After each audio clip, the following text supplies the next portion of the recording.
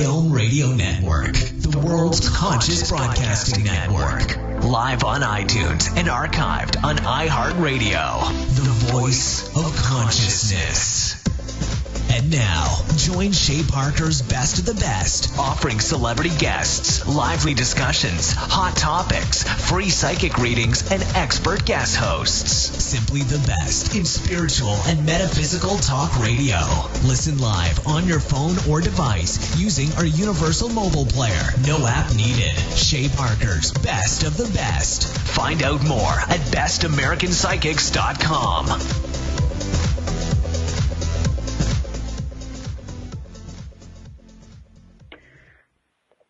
Hello, hello, hello. Welcome to Divine Angel Messages on Best of the Best. I'm Vicki Snyder, the Everyday Mystic Angel, and I am the guest host of Best of the Best every fourth Tuesday at 8 p.m. Eastern Standard Time. I'm a certified Shay Parker Best American Psychic, a medium, and a spiritual counselor. You can learn more about my services at VickiSnyder.com, and I spell my name with a I at the end of Vicki. So it's VICKISNYDER. On my website, you can also book a reading right with me there for in-person, phone, or Skype. So I'm so excited tonight because I have a very special guest. Her name is Mair Ellis. She's going to be speaking about a topic that's near to my heart, and it's becoming quite an epidemic, and that's addictions. And I'll tell you a little bit about her before I have her come on and say hello. She is a registered social worker and has worked in the field of addictions and mental health for the past 24 years. What Mair values the most about the people she has worked with over the years is their resilience and courage. She supports clients with developing an understanding that they are not broken, and helps people learn how to cope with situations and challenges in different ways. She talks about how working with clients and their understanding of spirit, God, universe, and nature can foster new insights, as well as cultivate qualities such as patience, empathy, and trust. She's worked in private practice for the past 14 years and uses different modalities ranging from energy work, Reiki, to cognitive behavior treatment. So welcome to the show, Mair. How are you? I'm well, Vicki. How are you? I'm wonderful. So glad we finally are talking. Thank you so much for having me on your show. That's awesome. I know. I'm just so, I feel so blessed because I'll just tell the audience that we met, I was in November of last year. It was my birthday, and I was in Canada at a dinner theater, and I had the privilege of sitting next to Mair. And we just got talking, and I just we had an instant connection. I just thought, oh my God, she'd be perfect for my show. That is so true. It's lovely. It was a lovely theater, absolutely. Yeah, that was a lovely birthday. So I definitely felt that connection, and I always like to have guests that are just kind of everyday, normal people that are inspiring others. They're working as light workers, which instantly when you told me about your Reiki and energy healing, I'm like, oh my God, that's totally what I like people to know, so everyone out there can be a light worker. Absolutely. So why don't we get started and maybe start a little bit, tell us about yourself. How did you get involved with addictions counseling? Initially, a long time ago, I was curious about addictions because I had a father that was an alcoholic, so it was a personal reason initially. And then I realized that as I was in my 30s and I'm now a single mother, I thought, how am I going to make this better for my child? So I chose to go back to school. And when I was in school, the course I was taking was addictions. And I really liked working with addictions. One, I struggled with my own challenges at times. And I thought, let me work with the people. Let me see how I can help people really get a sense of who they are and how to work with themselves as opposed to feeling like they were broken. Because people are really not broken. They just cope in a way that's not great. They cope in a way that's toxic. They cope in a way that they feel that what my experience has been working with people over the years is many people feel like the addiction will help me, but it's never about the addiction, Vicki. It's about what's underneath that people don't want to look at or deal with. Right. So that's scary. Well, it's very scary because people don't want to feel the intensity of the feelings. So if they're dealing with grief, if they're dealing with loss, if they're dealing with neglect, abandonment, some story somewhere, because all of us on this planet have struggles. All of us have suffering. So people that don't have addictions, they cope in a different way. So if someone's struggling, they may go and take a shower or take a bath or go for a walk, or they cope in a healthier way. But people with addictions, because it's so immediate that you get relief. Right. If that makes any sense. They get relief instantly. Yeah, no, it definitely does. Yeah, I don't have to deal with this, so I'm going to use heroin, cocaine, crystal meth, smoke a joint, have a drink. And it's instant now.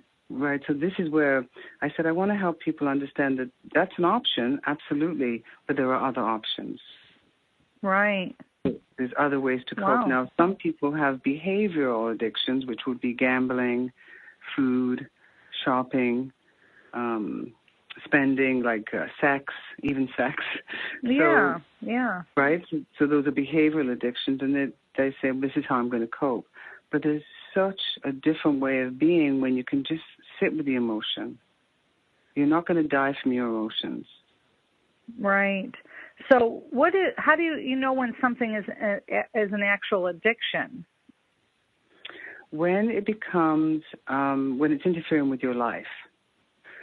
So if someone's not able to go to work, or if they notice they're spending too much money, or if they notice that they're starting to disconnect from people, starting to disconnect from family, starting to isolate, not wanting to be involved in activities.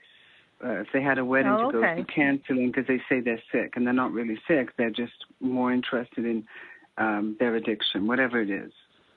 Right. That's how you notice it starts to be a problem. There's many people that can have a drink with dinner. There's many people that can have go to a party and have a few drinks. They know they're not going to drink and drive. They have a limit. They stay within their limit. Okay. But there's people, when they cross that limit, then it becomes problematic. So what about, I've heard this term a lot, he's a functional alcoholic, or, so is that someone that's really an alcoholic if they're able to function? That's a really great question. That's a great question. So there are many people that can go home after work and they can have 3 or 4 drinks, and then they can get up in the morning and they can go to work. So I always say to people, if you want to know if you're an alcoholic, if you want to know if you're what kind of drinker are you, don't drink for a week. See what happens to you. Right. Don't drink for a week and see, if you go into withdrawal. Don't drink for a week and see if you're panicking, saying, when can I get my next drink? If you're doing that, then there may be a problem. There are no social, my experience, I can only talk about my experience of working with people with addiction. There are no social crystal meth users or crack cocaine users. Right. I'm just, right? So that's why you hear me. They go together. No, it's really challenging to try and be so. Now, people will tell me that they are, and I say, okay, well, let's see how this unfolds for you. But with alcohol, when there's a functioning alcoholic, ask them, can you stop drinking for a week and not crave it? Or not? They're going to go into withdrawal, especially if they drink every day. Yeah. And it depends also on their age. So like 60, they're definitely going to withdrawal. Right. Okay. So another big thing, which we only have a few minutes, so I don't know if this is probably a good question to go into before a break, but do you think addiction is a disease, or is that a learned behavior? I mean, I'm sure that's been talked about. Absolutely. So there's many different theories. So some people will say that it's a behavioral because maybe people were raised in that environment. People will say it's genetic. It's genetic. It's passed down through their genes. Some people will say it's a disease of the brain, which the brain does become damaged. Absolutely. Yeah. The feel-good chemical of dopamine. I'm not a scientist. Let me just name that. And I'm not a doctor. So let me just put that out there. But the brain, I don't want anyone saying, "Oh, she's a doctor." No, I'm not.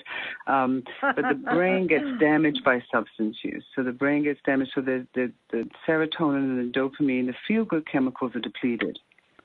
So a majority of my clients that I see, that I work with, they will be diagnosed with depression and anxiety. Yeah. Brain's not producing dopamine, brain's not producing serotonin. The synapses are getting when people use, they get way too much of that stuff. So when they stop using, the brain just shuts down. It takes a while for the brain to heal. Some people it'll take a year and a half. Some people it'll take 2 years, some 5. Some people's brains never go back to normal. Wow. So it's a damaged brain, and I always say to my clients, and they kind of, I say to them, if it's a miracle if people get through addictions, because not only are you dealing with a brain that's got to heal, but you're also dealing with the grief of saying goodbye to your addiction. You're also dealing with post-acute withdrawal. That's an actual symptom that people go through when they stop their substance. That takes a while for the brain to heal. It's about a year and a half. Wow. Depends on I'm sure a journey. Such a journey. It is a journey. Well, we're going to be going to break, so when we come back, we're going to dig deeper into addictions with Mair, and we'll see you in a few minutes. Perfect.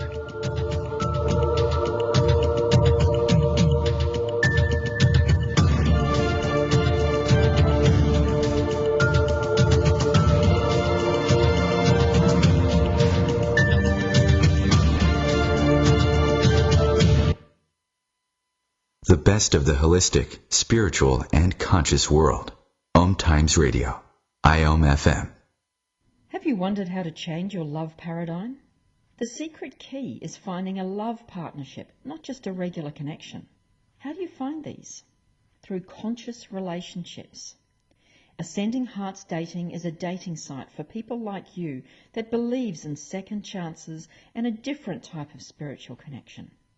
Try Ascending Hearts for free at ascendinghearts.com and change your love paradigm. Ascending Hearts, the premier dating community for the spiritually awake. Do you have time to read that inspiring book or that blog post you've been meaning to get to? In your busy world, how do you improve yourself and keep your life going? I'm Lisa Kay, and my Between Heaven and Earth radio show can transform your life just by listening. Be uplifted with inspiring topics, positive stories, and ideas that really work. Between Heaven and Earth Radio is conscious living for your soul. Every Wednesday at 4 p.m. Eastern Time. Hi, this is Shay Parker, founder of BestAmericanPsychics.com. If you are a professional psychic or medium and are looking for a group of like-minded individuals that are truly supportive of one another, Best American Psychics is the place for you. Or if you're not a psychic but you're in need of guidance regarding love, money, career, and more, please visit our directory. Each psychic is double tested and approved for accuracy, professionalism, ethics, and more. BestAmericanPsychics.com, a new league of professional psychics. So, I'm a dog, and I just got adopted by this new human guy, and I'm starting to wonder how he got along without me. I mean, okay, something as simple as walking around the block. He's got this leash thing, and he puts me on one end and him on the other, and I'm just taking him around. I think he's afraid of getting lost. Without that leash and me guiding him along, I don't think he'd find his way back home. But it's kind of cute. A person is the best thing to happen to a shelter pet. Be that person. Adopt. Brought to you by the Ad Council and the ShelterPetProject.org.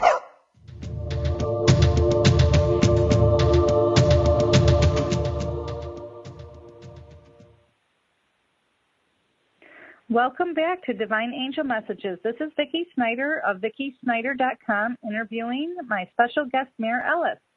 So on this segment, Mair, I'd like to talk a little bit more about like energy work and Reiki and how you incorporate that into your treatment and how you got involved. How did you get involved with that?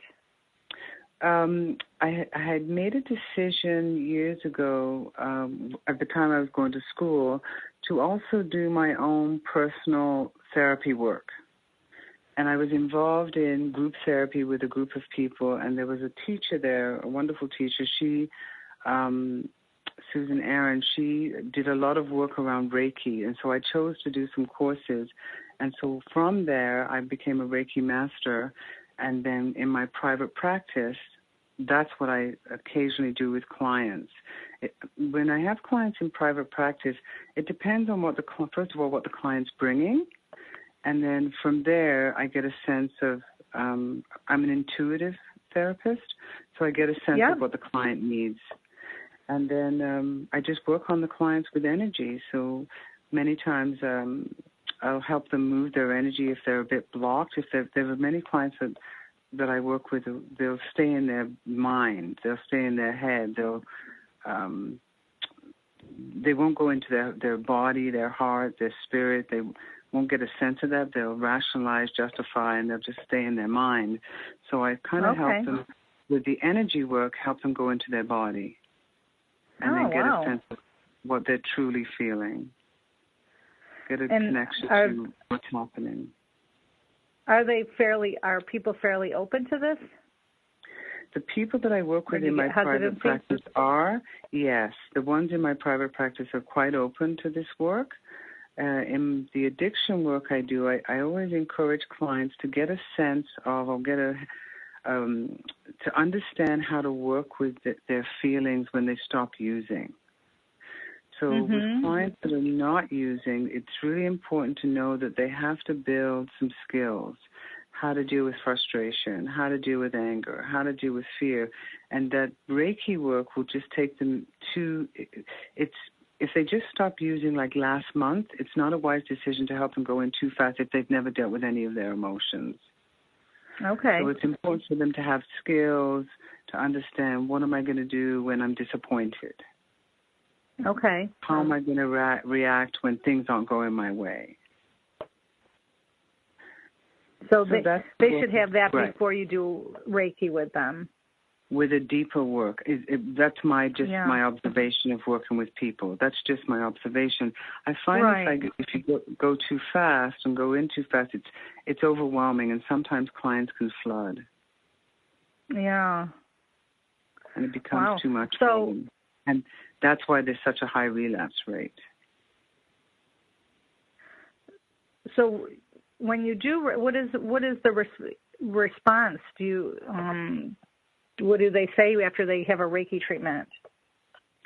Many of them will say they feel better. They feel energy moving, so that's like tingling or just energy moving through them.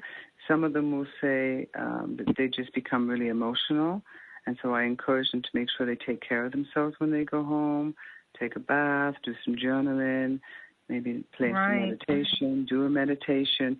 Just help them stay with what's going on, just stay with their emotions. Because most of us just want to run away from our emotions. That's so true. We just want to run away. So I encourage them to stay with it as long as, right? All of us. So it's about helping the person stay. Yeah, it's human. It's very human. I think a lot of people, can I tolerate this or not? I mean, I encourage people to stay with it as long as they can. I think a lot of it is that feeling that it's never going to go away, that feeling is just going to stay. Mm-hmm. I remember working with this woman, and she was an older woman. And she was doing some work, and I said to her, what would happen if you allowed yourself to feel the loss of this person that you've lost, the loss of your husband? What would happen if you allowed yourself to feel that? And she said, I'm afraid that I won't stop crying. Yeah. Right? So she trusted enough to know that, to allow herself to feel what she was feeling. And then she said, I can't believe that I stopped crying. I said, right, you're not going to always cry. But the grieving process is really important. The grieving process is part of the healing. Yes. The letting go is part of the healing. Yeah.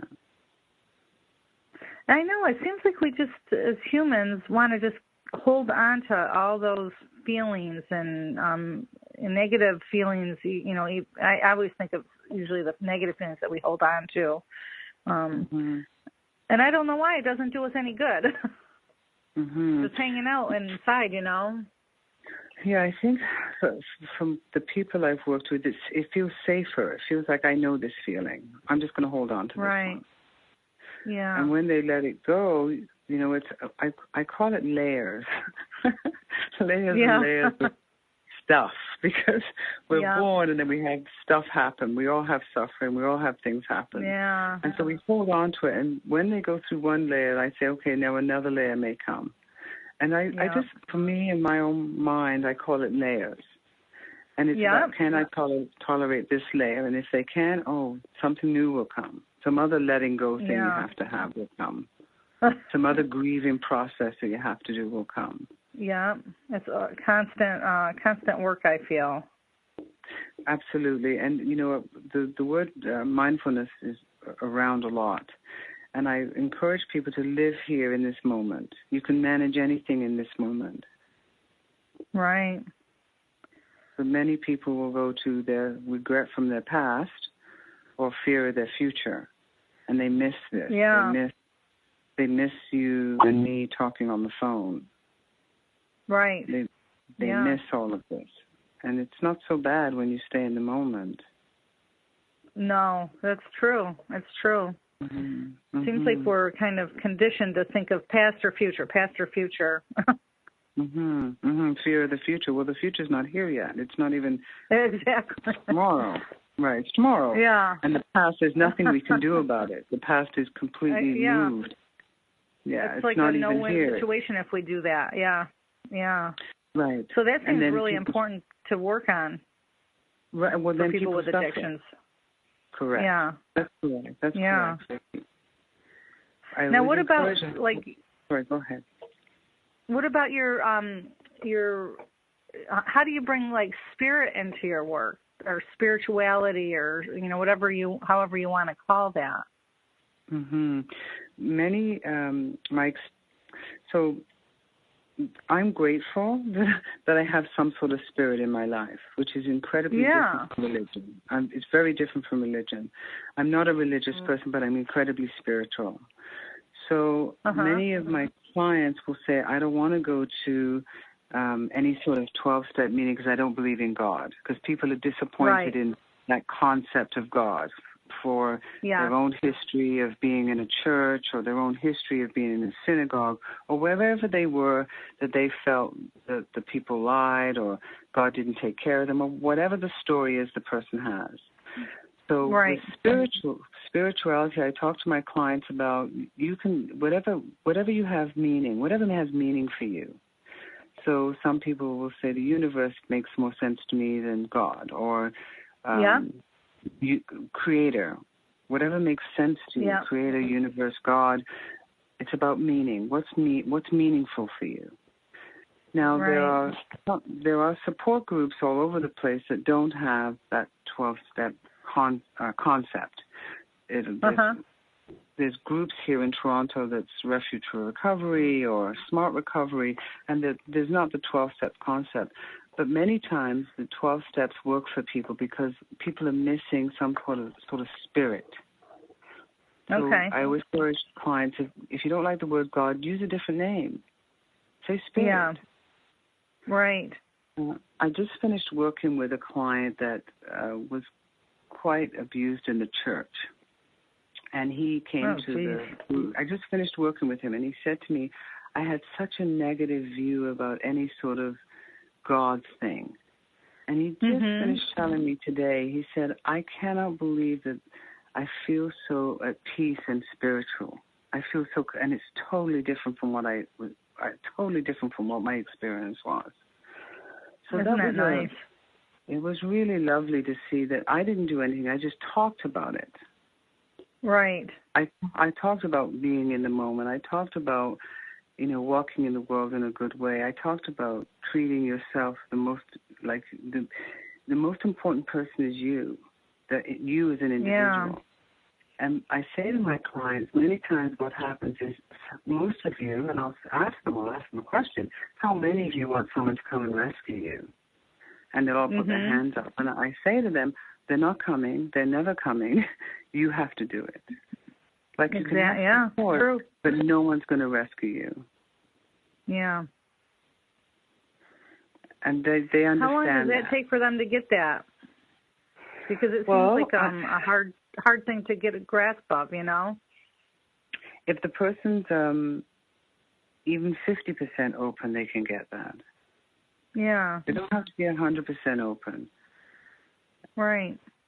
They don't have to be completely bought into that concept. It's just when they think about, actually, yes, Maya, I've been waiting for someone to come and rescue me and feed me and pay my rent and buy me food. And I say, well, they're not coming. So who's going to do it? Mm-hmm. And then they go, I have to. I said, that's right. And, they go, right, wow. I got to go buy my food. And so it's hard because then they go through a grieving process realizing that no one's coming. Yeah. Right. They're not going to have someone rescue them. We have just another minute before we go to our next break.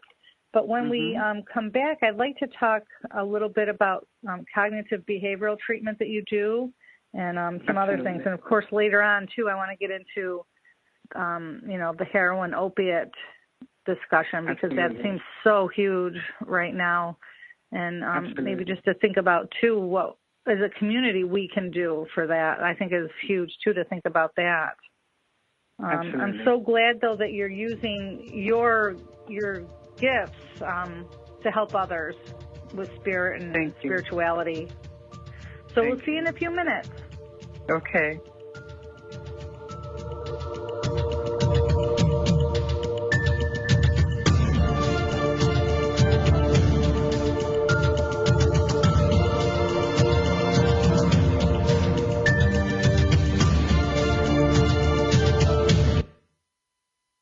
The best of holistic, spiritual, and conscious world.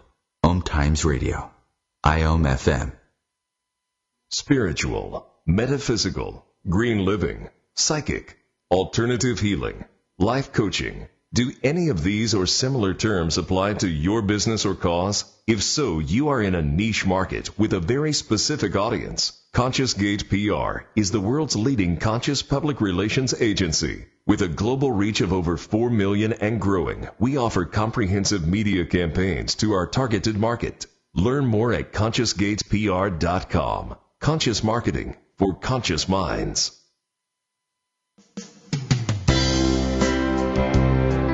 This is Terry Van Horn, and I want to invite you to join me for my weekly radio show, Healing Light, on OMTimes Radio every Wednesday at 6 p.m. Eastern Standard Time. On Healing Light, we want to bring love, light, and blessings into your world. You can find out more about us at www.healinglightonline.com. Blessings. Hi, this is Vicki Snyder, the Everyday Mystic Angel. What's that, you ask? Well, it's an angel with a down-to-earth edge. And you can catch me live every fourth Tuesday from 8 to 9 p.m. Eastern Standard Time on The Best of the Best. Learn more about me and my services at www.vickysnyder.com. That's VICKISNYDER.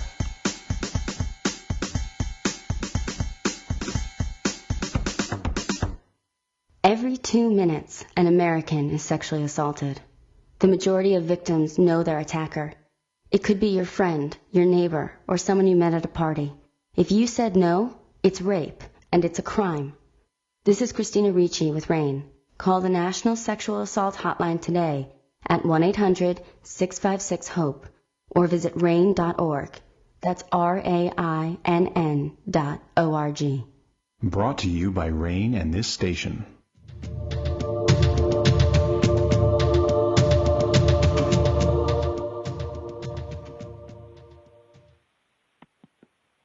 Welcome back to Divine Angel Messages. This is Vicki Snyder of VickiSnyder.com, and my special guest tonight is Mair Ellis. We've been talking about addictions and spirituality, and we have a lot more interesting things to talk about. So welcome back.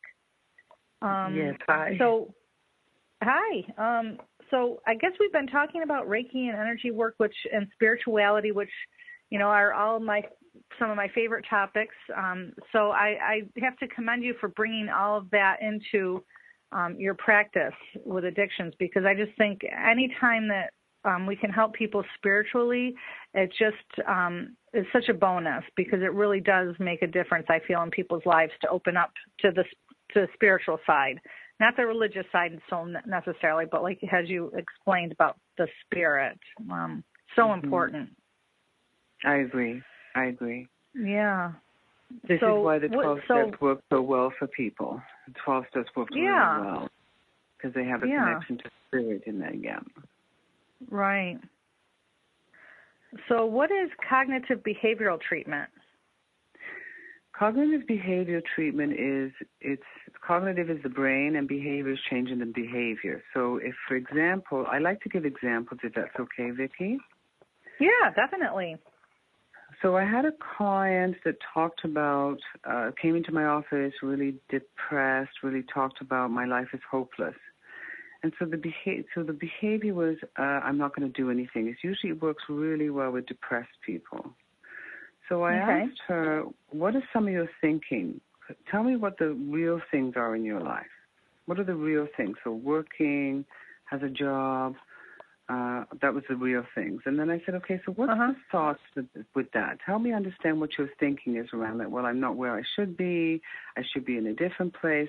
Lots of shoulds. I always encourage clients not to should. Right, not to do that. So then I asked, what's the feeling connected to that? Like, what's the feeling? Well, I feel hopeless. When I start to help a client unpack, I call it, unpack what's going on, then they were able to see, like she was able to see that she was withdrawing from a medication that she had taken herself off, stopped taking the medication.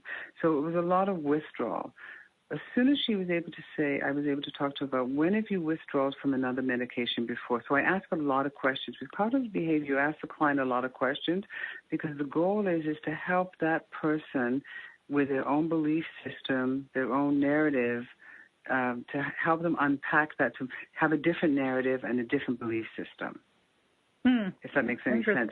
So in her case, I said to her, so I said to her, I want you to write down all the things you're doing right now to help you with your hopelessness, which wasn't very many. She talked about, well, I'm eating tons of sugar, I'm drinking lots of coffee, which makes her anxious, which she's already anxious. I'm eating lots of sugar, which makes her anxious, already anxious. So I said, what could you do for you to help you with your way of being right now? And then she started to name off, you wouldn't believe how many things. Well, I can eat better, eat vegetables. I said, okay, so trying to help this person. See, it's really important.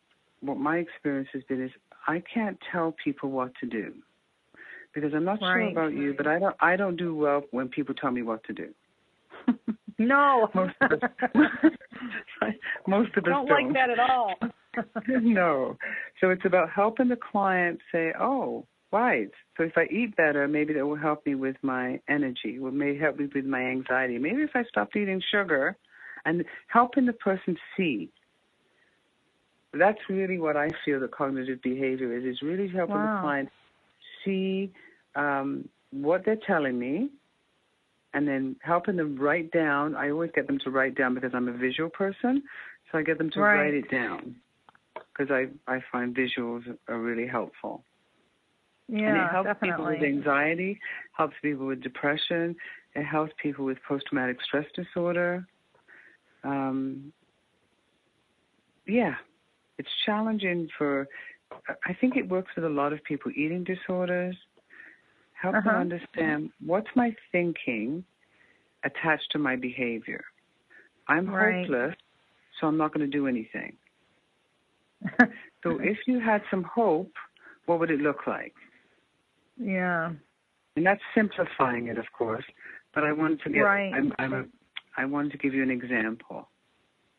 No, I totally relate to the example, because being, a psychic medium and working with people, I have a somewhat background in psychology and counseling, so Spirit does kind of tend to use that. So you made me kind of giggle when you say you ask a lot of questions, because that's what Spirit has me do, is ask a lot of questions to get them to kind of process some of their thoughts and feelings. So It's funny how you can kind of use pieces of that in all kinds of, even in a psychic medium reading or spiritual counseling session type that I kind of do. But it is very helpful, and I like your idea of unpacking, because I think that is so true. Yeah, so true that we need to do that. And being able people to don't. It's helping people too to be empowered. Well, that's the piece, because it's their life.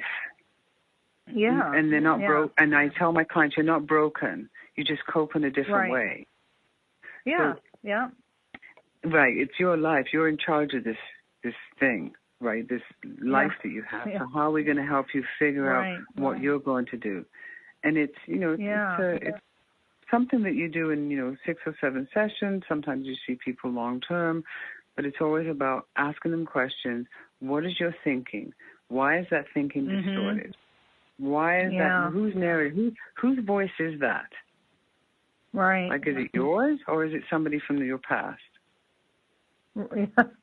Very true. Very true. And that kind of has a little bit of a spiritual feel to it as well, I feel. Working with some of the, it's like spiritual laws, the law of attraction, what you think and say and act, you attract, and that kind of feels like that comes into play too a little bit. Absolutely. And I'm a big fan of law of attraction. And we create we create it. It's really, that's a challenging concept for many people, but we create our life. Yeah. And that's, we definitely do. I say to clients that sometimes we create it because there's something we're supposed to experience to be the people we're going to be. And sometimes it's not comfortable. And sometimes it's really gross. And those people that have moved through this, those people that have had losses after loss, or struggles or neglect or abuse, and when they get through it, many of them, me included, will say, I'm so grateful I had all of these experiences because it's made me who I am. Yeah. Like, I'm so now, when I was in it, I wasn't so grateful. No. Right. So coming out of it, I'm incredibly grateful. Yeah. I'm sure there's many things you think about. Lessons. That's right, Vicki. And I'm sure there's many things that you experience. You think, oh, I don't know how I'm going to get through this. But when you get through, you say, oh, thank goodness. I learned from this. What did I get? Yeah, definitely. Now, do you involve family in your treatment with addictions?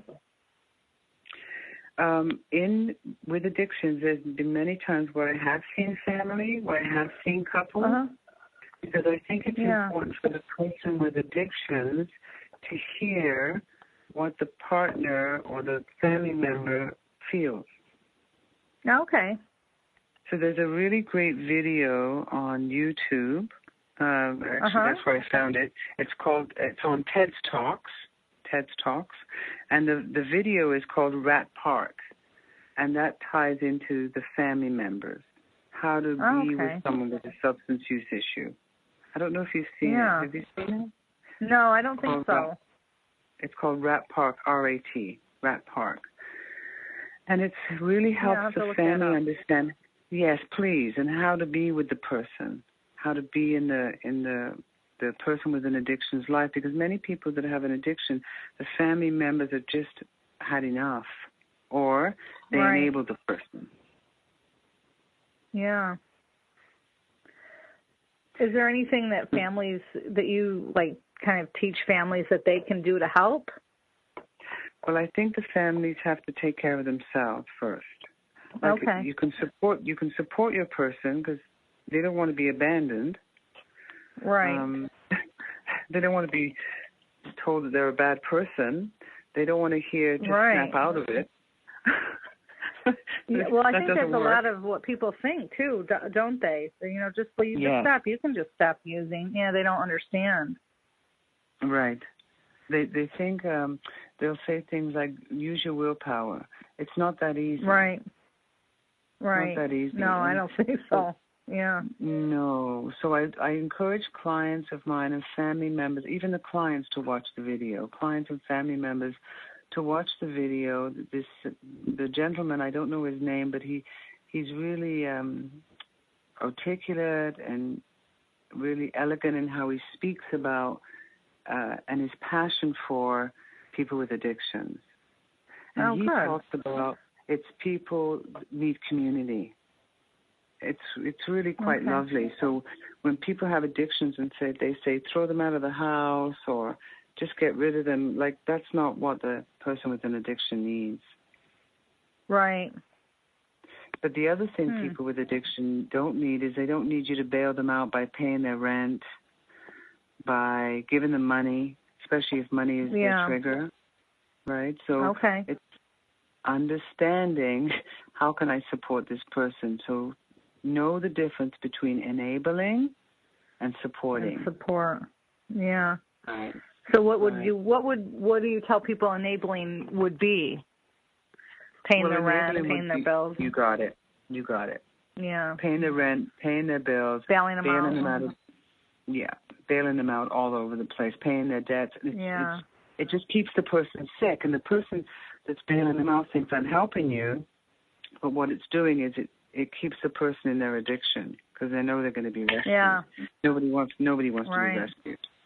Well, they do when they're in their addiction, but when we're okay, we don't want to be rescued. Right. There are Al-Anon so that's got to be a meetings tough thing, though, for... Well, we're going to break, and we'll be back in just a few minutes. Okay.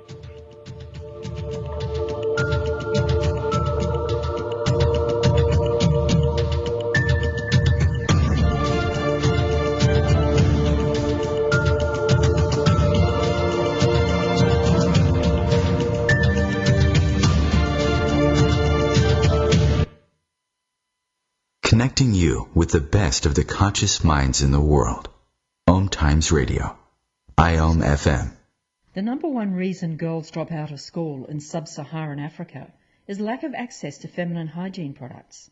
The Pads for Schoolgirls project, an outreach of Humanity Healing International, is changing this paradigm by setting up sewing programs at schools, teaching girls a vocational skill, while producing the reusable pads that help keep them attending classes. The girls pay it forward by making and giving pad kits to other girls in need. To learn more, visit humanityhealing.org. Humanity Healing is where your heart is. My name is Victor Furman. Some call me the Voice. I've always been fascinated with human nature, spirituality, science, and the crossroads at which they meet. Join me Wednesdays at 8 p.m. Eastern on OMTimes Radio, and we'll explore these topics and so much more on Destination Unlimited. There is no death, only a change of worlds. Chief Seattle. Deborah Livingston is an award-winning intuitive psychic medium whose international services include mediumship, spiritual assessment, animal communication, and spiritual mentoring. She is a published author and a trained shaman. Deborah provides evidential messages from spirit and departed loved ones. Learn more at deblivemedium.com. That's DEBLIV medium.com. When I grow up, I want to be a new pair of blue jeans. When I grow up, I want to be a kid's first computer. When I grow up, I don't want to be a piece of garbage. And if you recycle me, I won't be. Give your garbage another life. Recycle. Learn how at iwanttoberecycled.org. Brought to you by Keep America Beautiful and the Ad Council.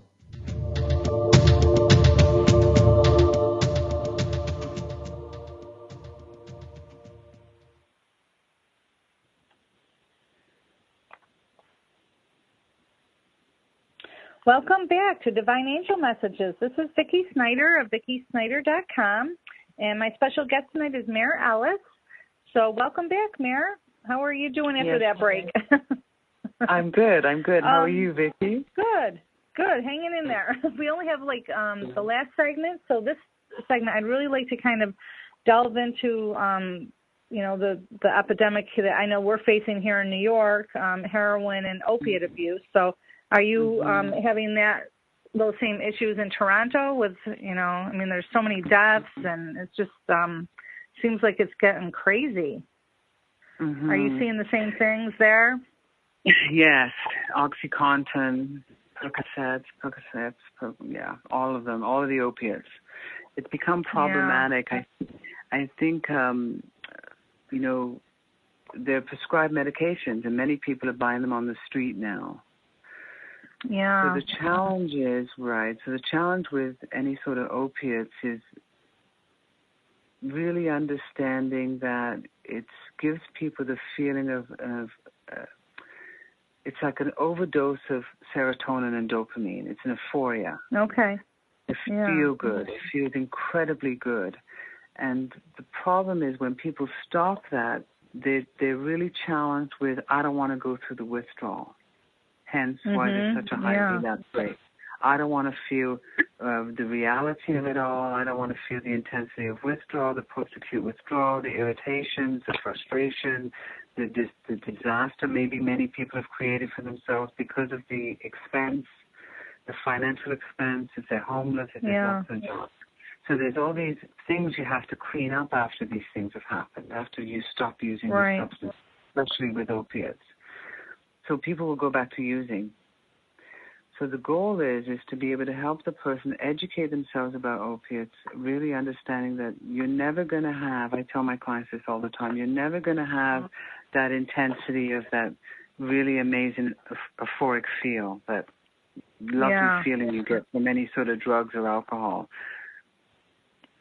It's never going to be the same. So once they understand that, then they say, but you can find peace and you can find joy. It's just going to be different. But with opiates, with any of these substances, crystal meth is another huge one that we're dealing with in Toronto.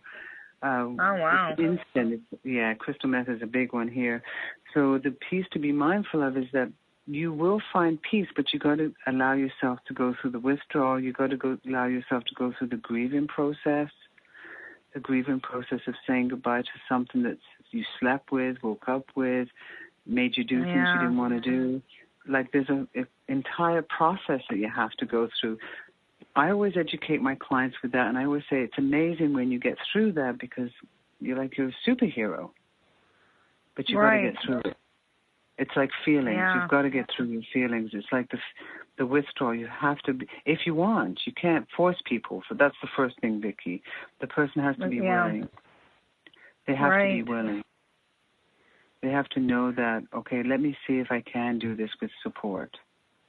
And there is medication that people take now to go through the withdrawal. So that would be methadone. Again, I'm not a doctor. Methadone or Suboxone. So those are the two that my experience is that people take to help them with the withdrawal. And then other support, of course. And with those, how exactly do those work? Do they become addicted to those then? Or? They can. Okay. It's not really an addiction unless they take too much. So if people take too much methadone, yes, they call it what they call going on the nod. So they'll feel sleepy. They'll have that same euphoric, this feels good. So they'll say they may double up or get by it on the street or tell the doctor they need more and more and more. And that's what happens. They'll take too much and they'll go on the nod. So you know someone's taken too much. Suboxone doesn't give people that. Suboxone doesn't give people that high feeling. So a lot more people are being given by doctors Suboxone as opposed to methadone. And do you find that works better? It appears to be working. Yeah. I can say it appears to be working. People seem to be able to say, okay, I can do this. It's a little bit more tolerable. It's a little bit more tolerable. That's the key word. It's what can I tolerate? Right. That's the challenge. So Suboxone seems to be working. So what do you think has changed that's making this become more of an epidemic and people, dying from overdoses so frequently? My God, we hear about it a lot in young kids too. Absolutely. I think that not to never want to be critical of doctors. We need doctors. Doctors they go to school for a long time and they do a great job. But I think sometimes people will say, I'm in pain. There's Toradol. I'm not a doctor. I just have to keep saying it. But there's Toradol, which is a narcotic, right? So I think doctors think, well, let me help this person, and OxyContin's a narcotic. So I think more questions need to be asked. I think questions like, well, have you had an addiction before? Do you have a problem with alcohol? Like, I think those questions need to be asked. What do you like with shopping? Have you got a gambling addiction? Because any folks that have those issues, they have like an impulse control problem. It's like an obsession. We get obsessive. So if someone, if you don't ask those questions, then you don't know, and then the next thing you know, the doctor says, here's a prescription for OxyContin, and then the person's sick because they're obsessive about some other addiction, and so they'll be obsessive about medications, So I think it's, some people say it's overprescribing by medical doctors. Some people say it's because the medical doctors don't have the addiction knowledge, because addiction is very different from medical school. I don't know how much definitely doctors are being taught about addictions. So there's a number of factors: overprescribing, don't have knowledge of addictions. Maybe clients are saying, well, let's see if I can get a prescription from a doc. But then when the doctor won't give them any more prescriptions, then the people buy it on the street. And that's when you see it becoming really problematic, because financially they're much more expensive on the street. So is there anything that you have an idea of, that you've gotten intuitively or through your work that we can do as a community to kind of help this epidemic? I think in asking questions. Questions. I think spend more time with the people, the patients, the clients, whatever the doctors call them. Clients, people, asking more questions, spending more time with them, doing a thorough. There are some doctors that do this. Do a thorough medical, what do you like when you have stress? How do you cope? Do you drink? I think more questions need to be had. And I think what's happened, Vicki, is the world's become so fast that we're starting to ask That's questions. what I was just thinking, The doctors are, and not to blame the doctors, but they're in and out so quick sometimes, they don't, there's not the time. That's what I want to make, that's what I want to make sure I don't do, is blame them, but I think the world's become so fast. And doctors have a lot of patience. And sometimes we just want to throw our hands up in the air and say, I can't be bothered. But we have to be bothered, because a whole community is getting sick. A whole community is dying from opiate use. Yeah. And fentanyl, right? Is that something that's added to heroin? That's a huge one. Fentanyl has become very problematic. Injecting it, it's really problematic. So again, education. The doctor is giving fentanyl to a patient. How do you do when you're drinking? How do you do when you're under stress? How do you cope? Asking for more questions. Go ahead. Another thing too, I think starting, we only have a few minutes left, and unfortunately, but I think, starting in schools. I mean, I know when my kids were in school, they were learning about, drugs and alcohol in the DARE program, in middle school, and then I don't think anything in high school. It's they weren't into that scene, but then, when they could possibly be more prone to it, there was no education on it. So I feel, too, the schools need to keep educating students. They can't just do it in 8th grade or 7th grade, whatever year that was, they did that, and then just leave them, and then hope for the best either. And I completely agree with you. I'm glad you brought that up. I remember going to public school, this is years ago, and talking to the kids about addictions. And we would talk about, the person I went with was in recovery himself from heroin, and we would go to schools and talk to the kids, and that was amazing. And I think teaching children younger, because many times people in their homes, their family members, don't know how to say it. They say things like, just don't use drugs. Well, that doesn't work. Yeah. No. That just doesn't work. And we have to ask questions. Well, what if your child smokes a joint? Well, what was that like for you? Did you like it? Didn't you like it? What was the... Ask questions. And I think that we forgot that. We just say, just don't do this because I told you so. And it's really about getting to know the person, getting to know your children. But many parents can't do that. So I think if the schools could take a little piece of that and do education sessions, once a semester, just to teach the kids that this is what this is what it looks like. This is what addiction looks like. But then they may have addiction in their family, and then they're scared, right? So, again, teach the children young, talk about addictions, let children know that they can talk about it. Yeah, definitely. Well, gosh, I know that we're going to probably get cut off here, so I want to say that if anyone wants to reach out to Mair with any questions or anything, if she's in the Toronto area, but her office phone number, I can give that out, right? Of course. Is that okay to give out? Okay. Of course. It's 416-570-7146. Again, that's 416-570-7146. Thank you. Thank you so much, Vicki. Thank you. Thank you. Yeah, you're welcome. Good night. Good night.